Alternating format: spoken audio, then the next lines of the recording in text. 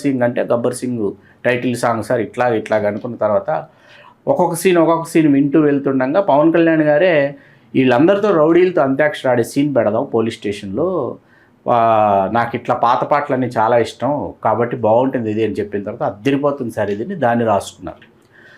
ఇక్కడేమో డిసెంబర్ 4 నాకు బాగా గుర్తుంది, 2011 డిసెంబర్ 4 ప్రారంభమైందండి సినిమా. మధ్యాహ్నం 12:20 ముహూర్తపు షాట్ అనమాట. అక్కడేమో పంజా ఏమో ఫ్లాపు, అట్టర్ ఫ్లాపు, డిజాస్టరు. వరుసగా ఏంటి కొమరంపులి, తీన్మారు, పంజా అన్ని కళాఖండాలు దృశ్యకావ్యాలు వచ్చిన తర్వాత దీని మీద గబ్బర్ సింగ్ టైటిల్ పాటలు వెలుపలికి వచ్చేంత వరకు ఈ సినిమాకు సంబంధించి ఏ విధమైనటువంటి అంచనా ఎవరికి లేదనమాట అసలు. ఇంకో సినిమా చేస్తున్నాడు, ఏదో పేరు పెట్టుకున్నాడు గబ్బర్ సింగ్ అని అనుకున్నారే కానీ మీకు ఒక అద్భుతమైన సినిమా వస్తుంది అని నిజంగా ఎవరు ఊహించలా. మీకు ఈ సినిమా 2012 మే 11 విడుదలైన తర్వాత ఏంటంటే అసలు కనీవినీరుగని దిక్కులు పిక్కటిల్లేటటువంటి ఒక ఏమంటారు దాన్ని సింహనాదం చేసినట్టు చేసేటప్పటికి ఏంటంటే ఊరు వాడ ఏకమై మన్ను మిన్ను ఏకమైపోతుంది అన్నట్టు థియేటర్లకి అప్పటిదాకా వెళ్ళనటువంటి ప్రేక్షకులు కూడా థియేటర్లకు వెళ్ళినటువంటి సందర్భం గబ్బర్ సింగ్ సమయంలో కూడా జరిగింది. ఒప్పుకొని తీరాల్సినటువంటి వాస్తవానికి అంత్యాక్షరి సన్నివేశాలు ఆ సన్నివేశం ఏదైతే ఉందో సాంగ్స్ 300 పాటలు అండి వీళ్ళు సెలెక్ట్ చేసుకుని తెలుసా. 300 పాటలు డైరెక్షన్ డిపార్ట్మెంట్ రెడీ చేసింది. ఆ 300 పాటల్లో నుంచి మనం ఇప్పుడు సినిమాలో చూసేటటువంటి పాటలు ఫైనలిస్ట్లో చేసిన తర్వాత ఏంటంటే లెంగ్త్ ఎక్కువైపోయింది తీసేద్దామా అని చెప్పి హరీష్ శంకర్ గారు, పవన్ కళ్యాణ్ గారు కొన్ని తీసేద్దాము, బాగా లెంగ్త్ ఎక్కువైపోతుంది అనుకుని పవన్ కళ్యాణ్ గారు ఇంటికి వెళ్ళిపోయిన తర్వాత మళ్ళీ పవన్ కళ్యాణ్ గారు వెంటనే హరీష్ శంకర్కి ఫోన్ చేసి కొంపదీసి ట్రాష్ చేసేసారా, లెంగ్త్ ఎక్కువైంది తీసేయమన్నానని చెప్పి ఏమైనా కొంత కట్ చేశారంటే ఇంకా లేదు సార్ అంటే దయచేసి యాజ్ ఇట్ ఈజ్గా అలా ఉన్నది అలాగే ఉంచేసేయండి, వాళ్ళ ఫ్యామిలీ మెంబర్స్కైనా చెప్పుకుని ఉంటారు కదా పవన్ కళ్యాణ్ గారితో పోలీస్ స్టేషన్లో మేము ఇట్లా అంత్యాక్షరి సీన్లో ఆయనతో కలిసి పెర్ఫామ్ చేసామని వాళ్ళ సంతృప్తి కోసం ముంచేసే హరీష్ అని చెప్పేసి పవన్ కళ్యాణ్ గారు చెప్పటం, దాన్ని యాజ్ ఇట్ ఈజ్గా ఉంచటం. వాళ్ళందరూ ఆర్టిస్టులు ఇవాల్టి వరకు వాళ్ళు సినిమాల్లో వేషాలు దొరకబుచ్చుకుంటున్నారు, నటిస్తూనే ఉన్నారు. ఒక అద్భుతమైన ఘన విజయం సాధించినటువంటి గబ్బర్ సింగ్కి సంబంధించి ఏంటంటే కంటెంట్ ఉన్నోడి కట్అవుట్ చాలన్న డైలాగ్ ఏంటంటే అది ఎంత వైరల్ అయిందో మనందరికీ తెలుసు. ఆ తర్వాత రేసు గుర్రం సినిమాలో కూడా దానిని బ్రహ్మానందం గారికి సంబంధించి ఉపయోగించడం అనేది ఇప్పటికీ మర్చిపోలేం. నేను ట్రెండ్ సెట్ చేస్తా. మరీ ముఖ్యంగా ఏంటంటే నేను ఆయుధాలతో చంపను వాయిదాలతో చంపుదా అనే డైలాగు శంకరమంచి పార్థసారథి గారని సుప్రసిద్ధ నాటిక రచయిత వారి కుమారుడు శంకరమంచి రాజశేఖర్ గారు రాశారు. అందుకని ఆయన పేరే టైటిల్ కార్డ్స్లో హరీష్ శంకర్ గారు వేయడం హరీష్ శంకర్ గారి సంస్కారానికి నిదర్శనం.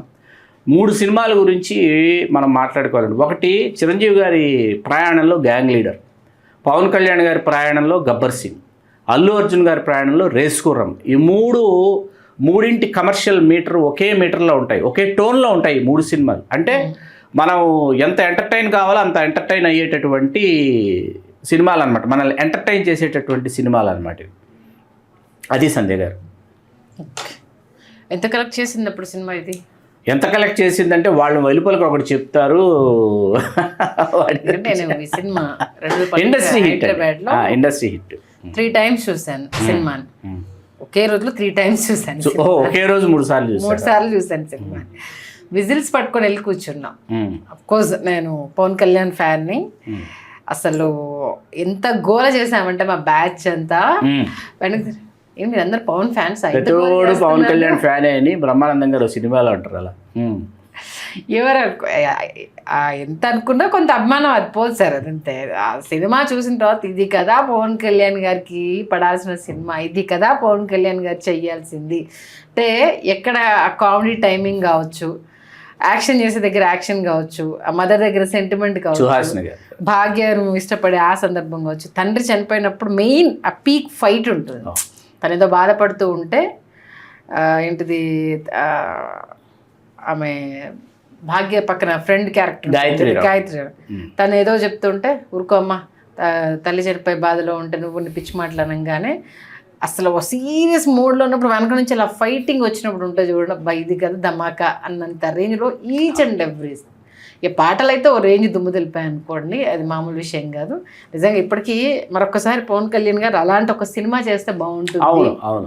ఎందుకంటే కొందరికి సూట్ అవుతాయో దాంట్లో నుంచి ఇప్పుడు తమ్ముడు తీసుకున్నా ఇవన్నీ తీసుకున్నా ఆయనలో అన్ని యాంగిల్స్ని ఆ సినిమాలో చూపిస్తారు. తమ్ముడు కానీ ఖుషి కానీ బద్రి కానీ అవి ఆయన చేస్తేనే బాగుంటాయి అనిపించేంత, ఎందుకంటే సీరియస్నెస్ ఉంటుంది, కామెడీ ఉంటుంది, లవ్ ఉంటుంది, ఫ్యామిలీకి సంబంధించి ఆ సెంటిమెంట్ ఉంటుంది, ఇన్ని ఉంటాయి. ఏ ఒక్కటి ఈ సినిమా ఇప్పుడు మనం చెప్పిన ఈ లిస్ట్లో ఏ ఒక్క ఎలిమెంట్ అనేది మిస్ అవ్వదు. కానీ పిచ్చి పిచ్చిగా ఏదో చూపిస్తారని ఏదో అయిపోతుంది అనేది అప్పటి అసలు ఆ కట్అవుట్లు ఒక్కొక్క జూబ్లీ హిల్స్, బంజారా హిల్స్ ఏరియాలో ఆ కట్అవుట్స్ మామూలుగా చేయలేదు. చాలా పెద్ద హోర్డింగ్స్, అతి పెద్ద హోర్డింగ్స్. అవును, నిజంగా. హరిశంకర్ గారు మళ్ళీ మొన్న ఉస్తాద్ భగత్ సింగ్ తీస్తే అది తీసిన హరిశంకర్ గారైనా ఇది తీసింది అనేసి అన్న కొంత కోపం వచ్చేసింది నిజంగా. మరొకసారి గబ్బర్ సింగ్ని గుర్తు చేసి ఎంతమంది ఆర్టిస్టులకు లైఫ్ ఇచ్చింది సినిమా అనేది, అలాగే హరీష్ శంకర్ గారి లైఫ్లో ఎలా నిలిచిపోయింది అనేది ప్రత్యేకంగా చెప్పాల్సిన అవసరం లేదు.